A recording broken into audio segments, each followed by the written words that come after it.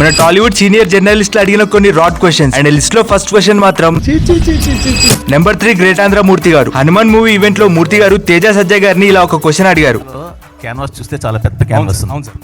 ఆ క్యాన్వాస్ లో మిమ్మల్ని చూస్తే మాత్రం కొంచెం మీ లెవెల్కి దాటిన క్యాన్వాస్ కనిపించడం ఏమైనా ఉందంటారా? అంటే టాలెంట్ కంటెంట్ ఉంటే సినిమా చేయొచ్చు అని తెలుసు కానీ ఈ స్థాయి ఏంటో. అండ్ ఈ క్వశ్చన్ కి రిప్లై కూడా అక్కడే గట్టిగానే వచ్చింది. బట్ ఇప్పటికీ మారని మూర్తి గారు అనవసరమైన డిబేట్స్ అండ్ గాసిప్స్ తో కాంట్రవర్సీలు చేస్తూనే ఉన్నారు.